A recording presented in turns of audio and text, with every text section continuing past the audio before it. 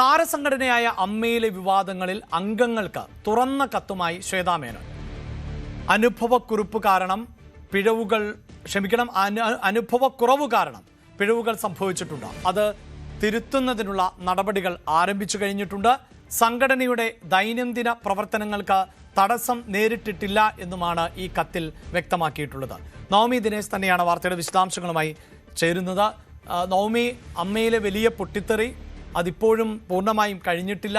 പ്രത്യേകിച്ച് ഈ ഭരണസമിതി രാജിവെക്കുന്നു എന്ന നിലപാട് സ്വീകരിച്ചു. എന്നാൽ പിന്നീട് ഭരണം തന്നെ തുടരുന്ന സാഹചര്യം. അതിനിടയിലാണല്ലോ ഈ തുറന്ന കത്ത്. ആ കത്തിൽ എന്തൊക്കെയാണ് വ്യക്തമാക്കിയിട്ടുള്ളത്?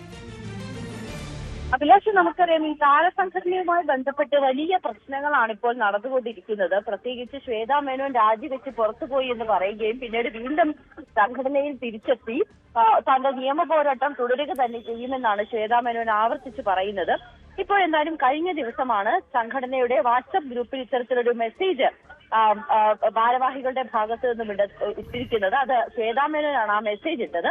2026 ജൂൺ 21 നടന്ന വാർഷിക ജനറൽ ബോഡി യോഗത്തിലുണ്ടായ ചർച്ചകളും തുടർന്നുണ്ടായ അഭിപ്രായ വ്യത്യാസങ്ങളും എല്ലാം അംഗങ്ങൾ നേരിട്ട് കാണുകയും മനസ്സിലാക്കുകയും ചെയ്തതാണ്. ആ സംഭവങ്ങൾ പല അംഗങ്ങൾക്കും വിഷമവും നിരാശയും ആശങ്കയും ഉണ്ടാക്കിയെന്ന് ഞങ്ങൾക്കറിയാം. എന്തായാലും ഞങ്ങളുടെ കമ്മിറ്റിയുടെ അനുഭവക്കുറവ് മൂലമുണ്ടായിരുന്ന പിഴവുകൾ ആത്മപരിശോധനയിലൂടെ തിരിച്ചറിഞ്ഞ് അവ തിരുത്തുവാനുള്ള നടപടികൾ ആരംഭിച്ചു കഴിഞ്ഞു.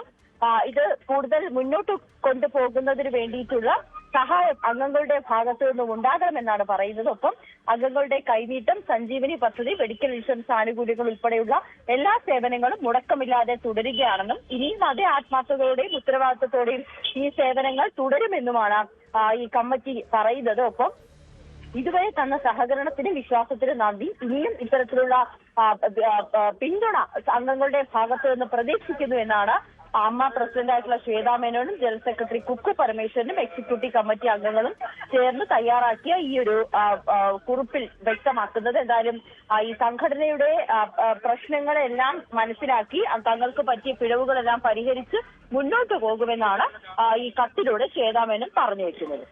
തീർച്ചയായും അതിൽ ഈ സൂചിപ്പിക്കുന്ന പോലെ നമുക്കറിയാമല്ലോ, വലിയ അസ്വാരസ്യങ്ങൾ നിലനിൽക്കുന്നത് ഇതിൻ്റെ ഭരണ പ്രവർത്തനങ്ങളുമൊക്കെയായി ബന്ധപ്പെട്ടായിരുന്നു.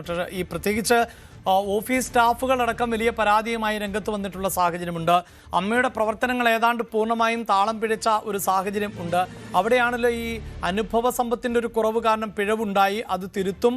അതേസമയം ഈ സംഘടനയുടെ ദൈനംദിന പ്രവർത്തനങ്ങൾക്കൊന്നും തടസ്സം നേരിടുന്നില്ല എന്നുകൂടിയാണ് കത്തിൽ പറയുന്നത്. നവമി,